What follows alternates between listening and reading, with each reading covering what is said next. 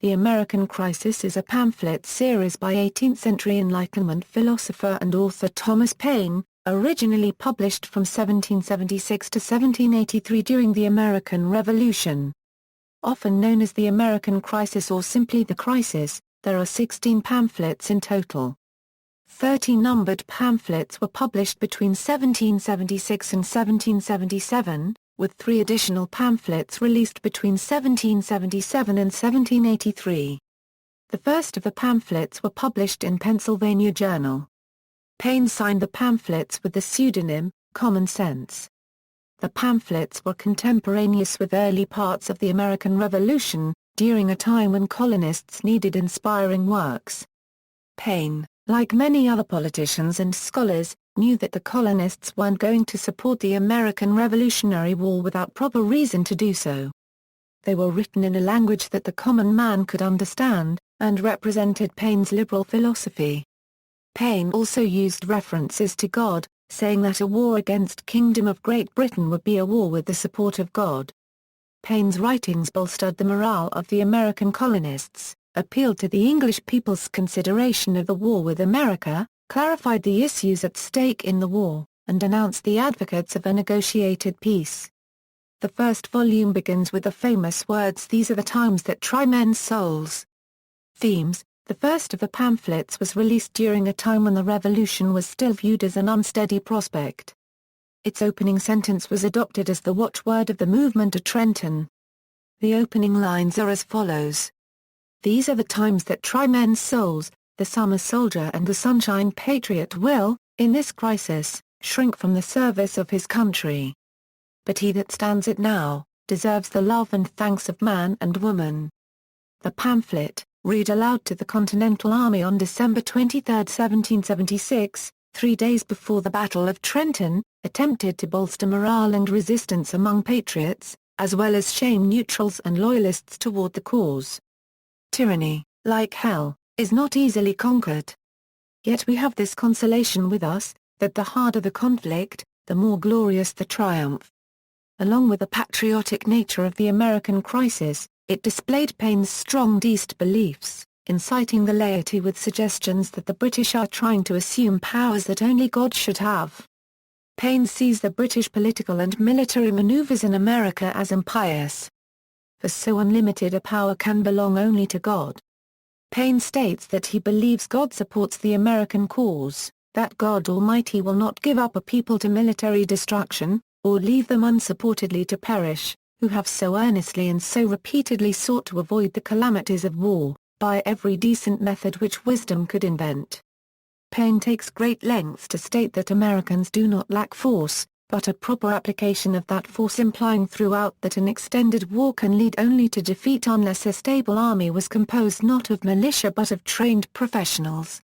But Paine maintains a positive view overall, hoping that this American crisis can be quickly resolved, for though the flame of liberty may sometimes cease to shine, the coal can never expire.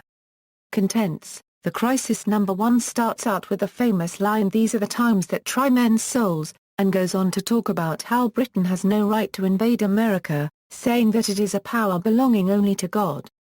He also says that if being bound in that manner is not slavery, then there is not such a thing as slavery on earth. Paine obviously believes that Britain is essentially trying to enslave America. He then speaks a little about how the panicking of our sudden Revolutionary War has both hindered and helped us. Paine then speaks of his experience in the fight for Fort Lee and their subsequent retreat. Afterwards, Paine remarks on an experience with a Tory, a loyalist. He says the man told his child, "Well, give me peace in my day," meaning he did not want the war to happen in his lifetime. Paine says that this is very unfatherly, and he should want the war to happen in his time so it does not happen in his child's time. Paine then gives some advice on how to do better in the war. Finally, he finishes Crisis number 2 with a few paragraphs of encouragement, a vivid description of what will happen if we act like cowards and give up, and the closing statement, "Look on this picture and weep over it. And if there yet remains one thoughtless wretch who believes it not, let him suffer it unlamented." The Crisis number 3 starts with, "Universal empire is the prerogative of a writer." Paine makes it obvious his feelings toward George III of the United Kingdom when he said, "Perhaps you thought America too was taking a nap, and therefore chose, like Satan to Eve, to whisper the delusion softly, lest you should awaken her. This continent, sir, is too extensive to sleep all at once, and too watchful, even in its slumbers, not to startle at the unhallowed foot of an invader." Paine makes it clear that he believes that King George was not up to their former standards when it came to his duties with the American colonies. Paine also sheds light onto what he felt the future would hold for the up-and-coming America. The United States of America will sound as pompously in the world, or in history, the Kingdom of Great Britain. The character of General Washington will fill a page with as much Lister as that of Lord Howe. And Congress have as much right to command the King and Parliament of London to desist from legislation, as they or you have to command the Congress. Paine then goes on to try to bargain with King George LLL, "Why, God bless me! What have you to do with our independence? We asked no leave of yours to set it up, we asked no money of yours to support it. We can do better without your fleets and armies than with them. You may soon have enough to do to protect yourselves, without being burthened with us. We are very willing to be at peace with you, to buy of you and sell to you, and, like young beginners in the world, to work for our own living.